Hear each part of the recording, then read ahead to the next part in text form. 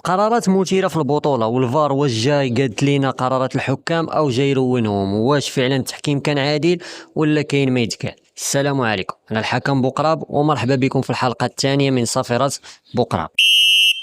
اليوم غادي نفتحوا ملفات سخونة من الجولة 17 و 18 في الدوري المغربي المحترفين، وغادي نشوفوا لقطات اثارت جدل كبير، بطاقات حمراء مشكوك فيها وضربات جزاء قسمت الآراء على جوج وخلات المتابع حاير. واش الفار جا باش يقاد لينا الامور ولا باش يرونا؟ انا هنا ماشي باش نرضي هذا الطرف ولا الطرف الاخر، هنا انا باش نعطيكم الحقيقة بالتحليل المباشر وبعين حكم اللي ديجا عايش ادق هاد التفاصيل.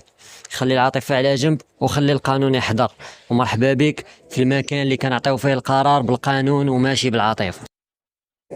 على بركة الله نبداو مع أول لقطة، وهي اللي دارت ضجة كبيرة في مباراة الرجاء والجيش الملكي. اللقطة اللي تسجل فيها هدف الرجاء تم الإلغاء ديالو بدعوى كاين واحد الخطأ، يعني استلام الكرة من المهاجم، والحكم كنتفاجئوا بلي كيقول لهم أنا صفرت قبل ما تكمل الهجمة. وهنا كنتسائلوا فين هو احترام بروتوكول الفار؟ من المفروض أنه يحترم البروتوكول ويخلي الهجمه تكمل، وديك الساعه يلغي الهدف الا بغى يلغيه ويعطي فرصه للفار ولراسو باش يحلل اللقطه.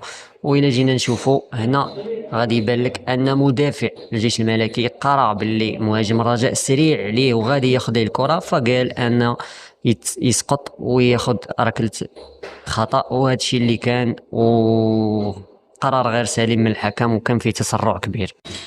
الحالة الثانية اللي عندنا هي مباراة نهضة بركان والكوكب مراكشي.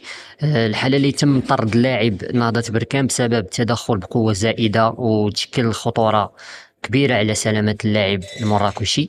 كيف ما كتشوف هنا اللاعب أمام الخصم كيشوف فيه وطاكله بهذيك الطريقة بواحد التدخل بواحد القوة، الرجل ممدودة ومهزوزه واحد شويه على مستوى الساق ديال اللاعب، الشيء اللي شكل على السلامه ديالو واحد الخطر. شوف معايا اللقطه، ها انت هو جاي كيشوف اللعاب وخدا لو ريسك، واخا لعب البالون ولكن خدا واحد لو ريسك اللي كيشكل خطر على اللعاب. ها انت شتيها هنا فين كاين المشكل؟ اللقطه جات في الساق ديال اللاعب، الرجل جات في الساق ديال اللاعب الاخر، وبالتالي كان طرد مستحق. والغريب في الامر ان هادشي ما كيتشافش منذ الوهله الاولى، فهذه حمراء مباشره بدون رجوع للفار، ما تحتاجش الفار هذه اللقطه.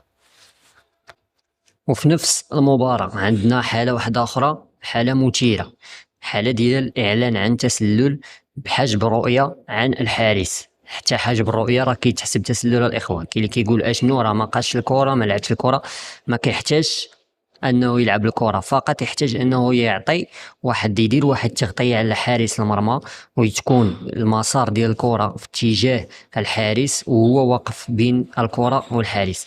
هنا كيشكل واحد الحجب ديال الرؤيه وكيكون تسلل مستحق كيف ما كان في هذه اللقطه هذه. في بعد احتفال اللاعبين جا قرار متاخر شيئا ما، او ما سمعوش الصافره، ما كيبانش بشكل واضح. المهم هو انه كاين تسلل واضح بحجب الرؤيه كيف ما غادي نشوفوا حاليا. هنا غادي توجه اللاعب، ها هو شوف اللاعب مشى وقف امام زنيتي امام حارس نهضة بركان. هنا شوف معايا، ها هو هنا كتبان واضحه، ها هو اللعاب في النفس، صافي اللعاب في نفس المسار ديال الكره، وكاين بينه وبين الحارس، بين الكره والحارس، وما خلاش ان زنيتي يشوف الكره من غتسدد من المهاجم الاخر، وبالتالي تسلل واضح على نادي الكوكب مراكشي.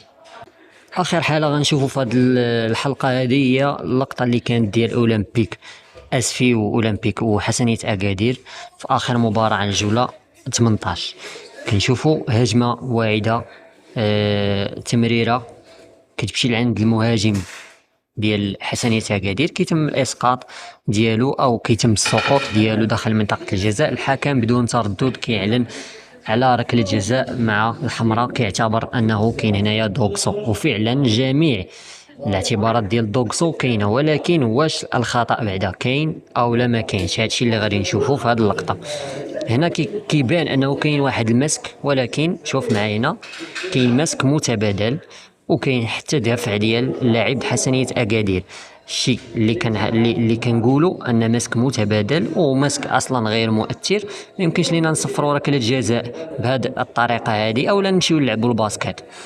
هنا حتى زاويه الرؤيه كانت عند الحكم مزيانه، وكان سوء تقدير وتسرع وفي اعلان عن ركله الجزاء مع البطاقه الحمراء، لان في هذه اللقطه الا عطيتي ركله الجزاء فمباشره غتعطي ركله بطاقه حمراء. اذا قرار كان غير سليم من الحكم، وبعد الرجوع للفار غادي يصلح القرار ديالو وما غيعطي حتى شي حاجه. يعني من ركله جزاء وحمراء لا شيء، صعيبه شويه. وفي الاخر التحكيم ماشي مثالي، ولكن القانون راه واضح. اليوم شفنا لقطات قسمت الاراء، ولكن الحقيقه دائما راه كتبقى واحده، واللي كيهضر هو القانون وماشي العاطفه. والا عجبكم التحليل ومازال بغيتي تشوفوا حلقات اخرى، دير لايك وبارطاج الفيديو وخليوا الراي ديالكم في الكومونتير.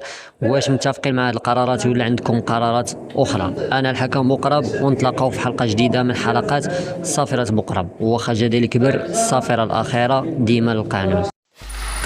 Free audio post-production by alphonic.com.